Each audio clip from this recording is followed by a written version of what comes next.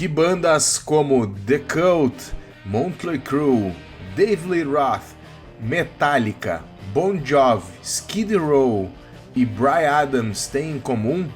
Todas elas venderam milhões de cópias, alcançaram primeiras posições nas paradas de sucesso com seus discos e tiveram o dedo, a mão, a inteligência e ouvidos habilidosos de um dos maiores produtores de todos os tempos.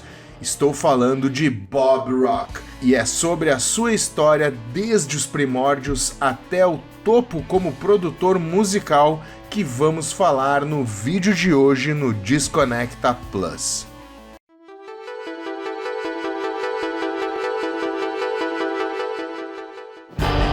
Não é novidade para ninguém que a vida de Bob Rock começou a mudar após Lars Ulrich do Metallica ter ouvido Dr. Feelgood e ter se encantado com o som da bateria do disco do Motley Crue.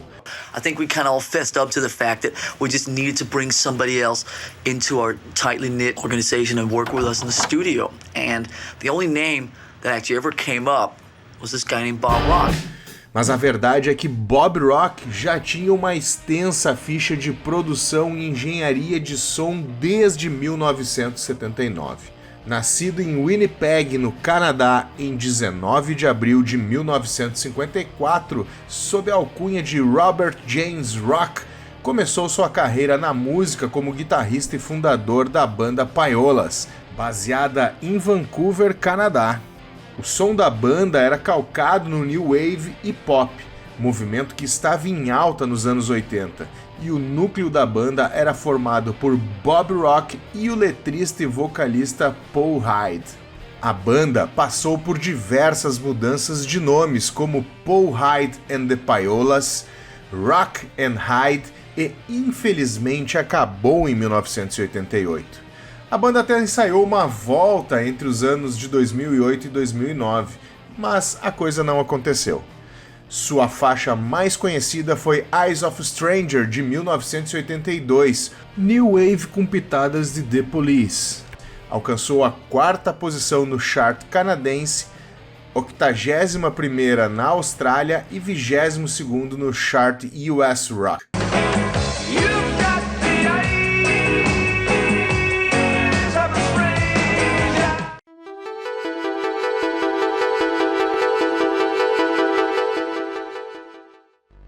Na mesma época em que monta o Payolas, ele foi contratado como engenheiro assistente no Little Mountain Sound Studios em Vancouver, e assim começa sua carreira como um dos mais renomados e requisitados profissionais dentro do estúdio.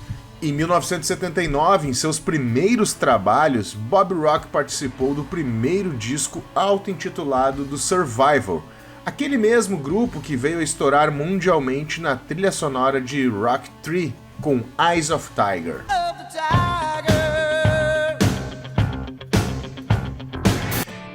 Parece que o destino começa desde cedo a soprar a seu favor. Entre os trabalhos como engenheiro assistente em mixagem, foi em 1986 que Bob começa a ter um pouco mais de reconhecimento, pois neste ano é lançado Slippery When Wet, terceiro disco de Bon Jovi na qual ele gravou e mixou a bolacha. Quem aí não conhece o clássico Living on a Prayer?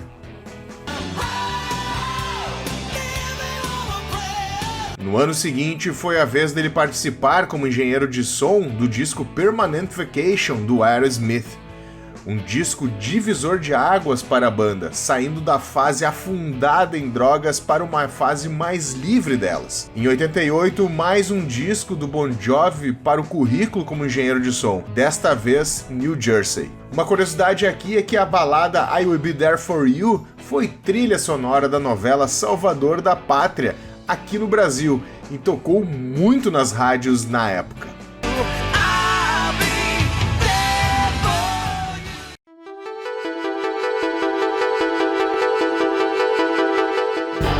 Seu excelente trabalho como engenheiro de som no Little Mountain Sound Studios em Vancouver fez com que o ano de 1989 ficasse marcado em sua carreira como produtor para sempre. Apesar de já ter produzido outros álbuns e artistas sem muita expressão na cena musical mundial, o lançamento de Sonic Temple, da banda britânica The Cult, deu credibilidade ao seu trabalho como produtor.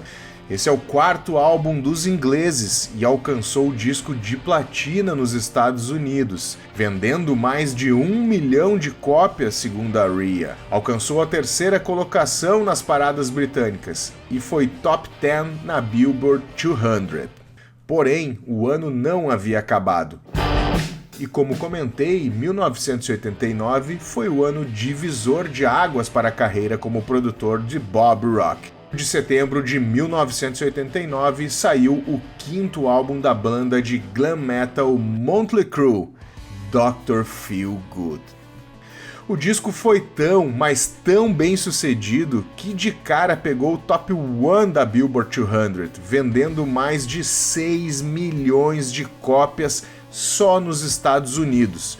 No Reino Unido, atingiu a certificação de ouro e se tornou o álbum mais bem-sucedido da banda.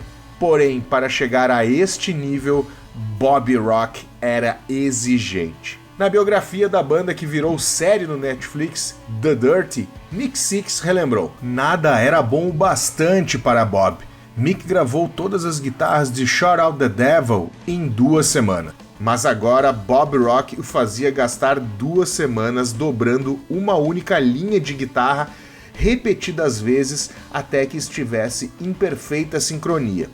Embora o processo irritasse e frustrasse Mick, foi muito mais fácil para ele do que para Vince, que em alguns dias só saía com uma única palavra gravada que fosse do agrado de Bob.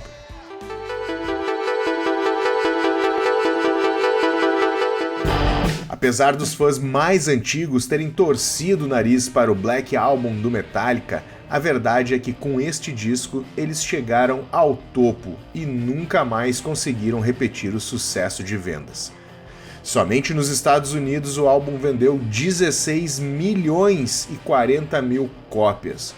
No mundo todo foram mais de 40 milhões. Além disso, ganhou inúmeros prêmios como Grammy de melhor performance de heavy metal em 1992. Está em 14º na lista dos 200 álbuns definitivos do Rock and Roll of Fame, mas nem tudo foram flores. Foi um disco difícil de se fazer. Bob Rock, muito exigente, acabou apelidando James Hetfield de Dr. Não, pois o frontman da banda dizia não para qualquer ideia sugerida no estúdio. E neste clima, o disco demorou 8 meses para ser gravado, gerando muitas tensões entre eles. Em recente entrevista à Metal Hammer, Bob Rock declarou sobre o início dos trabalhos do Black Album: "Bem, sempre há um período de aquecimento em cada projeto, e esse só demorou um pouco mais com eles.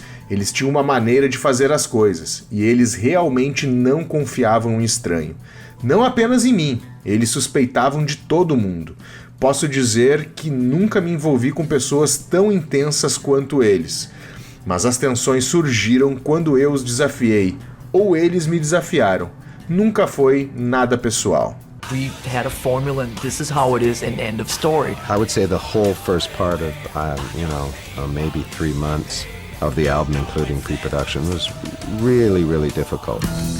Essas e outras tretas das gravações podem ser vistas em 2 documentários: A Year and a Half in the Life of Metallica e Classic Albums, The Black Album. Apesar da dificuldade, Bob Rock conseguiu tirar o melhor de Hetfield em músicas como, por exemplo, Nothing Else Matters.